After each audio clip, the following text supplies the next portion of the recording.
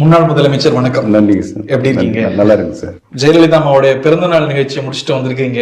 என்ன வேண்டிக்கிட்டீங்க உங்க இதய தெய்வத்து கிட்ட? சார், என்னை பொறுத்தவரை, என்னுடைய மனசாட்சியை பொறுத்தவரையில் மாண்புமிகு அம்மாவரிடம் தெய்வமாக நின்று இந்த இயக்கத்தை காப்பாற்றியவர்கள் இன்றைக்கு நாங்கள் தெய்வமாக வணங்கி கொண்டிருக்கிறோம். இந்த அனைத்து இந்திய அண்ணா முன்னேற்றக் கழகம் இணைந்து செயல்பட வேண்டும் என்ற கோரிக்கையினை மாண்புமிகு அம்மாவுடைய பாதங்களை வைத்திருக்கிறேன்.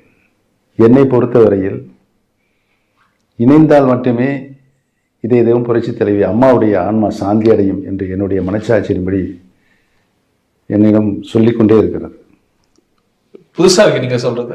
அவங்க ஆன்மா சாந்தி அடையணும்னா கட்சி இணைய வேண்டும் என்று அது உங்க விருப்பமா இல்ல அவங்க ஆன்மா விருப்பமா? எப்படி என்னுடைய மனசாட்சி சொல்லிக்கொண்டே இருக்கிறது.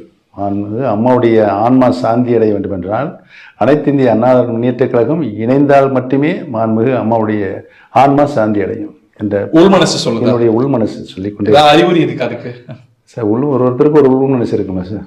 என்ன உள்மனசை சொல்லிக்கொண்டு இருக்கிறது. நான் அருள்வாக்கு சொல்லவே நினைக்க வேண்டாம். உள்மனசு சொல்லு. உள்மனசு உறுதியாக சொல்லிக்கொண்டே இருக்கிறது. ஏன்னா அந்த அளவுக்கு அவங்க தியாகம் பண்ணியிருக்காங்க அந்த இயக்கத்திற்கு. எவ்வளவு தியாகம் பண்ணி இந்த இயக்கத்தை நான் ஒரு உச்ச நிலையில் உயர்ந்த நிலையில் கொண்டு நிலைநிறுத்தினேன்.